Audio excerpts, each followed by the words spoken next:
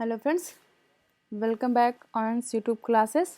तो अब ऑन्स के चैनल पे अब देखो हमने फर्स्ट फोर्थ चैप्टर का फर्स्ट सेकंड दो वीडियो और दो लगभग आधे से अधिक यानी कि 2/3 पार्ट हमने डिस्कस कर लिया। 1/3 पार्ट और बचा है, इसको ख़त्म कर लेते हैं।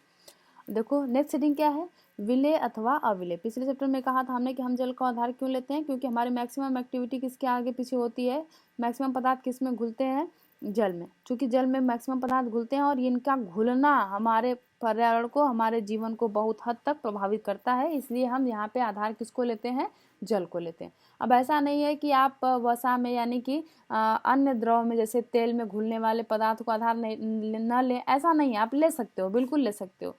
लेकिन यहाँ जल की बात हो रही है ना, तो पृथ्वी पर लगभग 2/3 भाग जल ही तो है।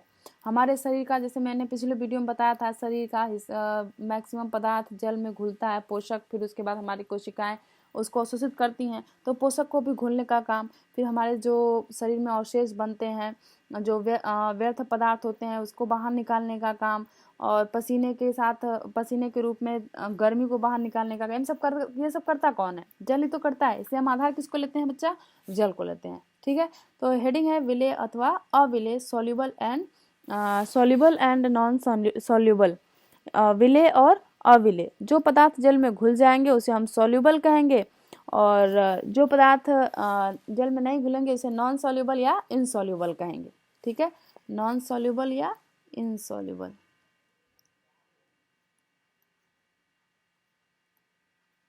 और जो घुल जाएंगे उसे क्या कहेंगे, सॉल्युबल। ठीक, आगे एक्टिविटी 4 देखो, कुछ ठोस पदार्थों जैसे ठोस पदार्थ किसे कहेंगे, ऐसे पदार्थ जो जिनके अणु बहुत पास होते हैं उन्हें क्या कहेंगे, ठोस पदार्थ कहेंगे। अब देखो, एक तो तुमने पढ़ा है कि कोई भी वस्तु जिस भी चीज से बनी होती है वो पदार्थ बनते कहलाते हैं। तो आपके दिमाग में प्रश्न उठना चाहिए था, आपको कमेंट सेक्शन में कमेंट करना चाहिए था कि तो पदार्थ किससे बनते हैं मैम। तो मैं बताती ना कि पदार्थ बनते हैं किससे, अणु से। तो फिर पूछते अणु किससे, परमाणु से, ये मॉलिक्यूल और ये एटम्स। तो मॉलिक्यूल्स, अब बाकी हम जो जाएंगे आगे क्लास का जब एनसीईआरटी हम डिस्कस करेंगे तो ये स्ट्रक्चर आएगा, टेंशन मत लेना, अभी परमाणु तक तुम रहो।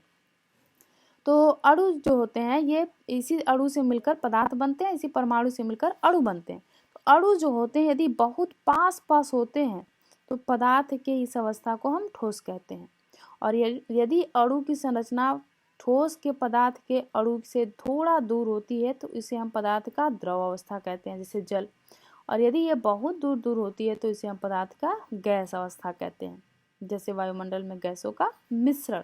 इतने दूर होते हैं, इतने छोटे पार्टिकल्स होते हैं और इतने दूर होते हैं कि हमको दिखाई नहीं देते। समझ गए कि नहीं। तो ठोस पदार्थों जैसे चीनी, नमक, चाक पाउडर, बालू या रेत अथवा लकड़ी के बुरादे के नमूने एकत्र कीजिए।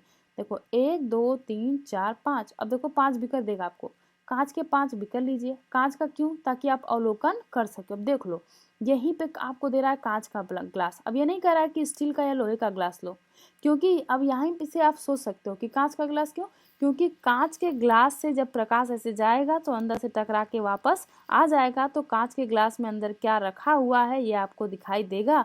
और ऐसे पदार्थ जिसके अंदर ये प्रकाश जाने और वापस टकरा कर आने की और उसके पीछे की जो वस्तु है वो हमको दिखाई दे, या पदार्थ हमको दिखाई दे, ऐसे को हम कहते हैं पारदर्शी।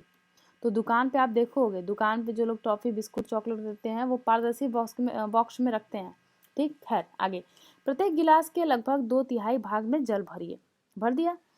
पहले गिलास में कुछ मात्रा में देखो जल भर दिया, मैंने कहा था ना कि टेस्ट किस पे होगा, जल पे होगा। जल, कुछ मात्रा में चीनी डालिए, दूसरे में नमक डालिए, इसी तरह से तीसरे में चाक पाउडर, चौथे में रेत और पांचवें में लकड़ी का बुरादा। कुछ मिनट तक हिला दीजिए, हिलाने के बाद उसको स्थिर होने दीजिए, प्रतीक्षा करिए। प्रतीक्षा करने के बाद आप उसमें नोट करिए, देखो क्या होता है। अब देखो, जिसमें आपने नमक डाला है वो क्या हो गया, पूर्णतः लुप्त हो गया। ऐसा हम देख सकते हैं कि जब हम खाना बनाते हैं तब भी ऐसा ही होता है, खाने में जो नमक डालते हैं क्या नमक आपके दांत के नीचे आता है, क्या अलग अलग रहता है। यदि ऐसा होता, नमक नहीं घुलता, तो नीचे पेंदी में नमक इकट्ठा हो जाता और ऊपर वाले सब्जी में आपको या अपनी दाल में नमक ही नहीं आप पता चलता।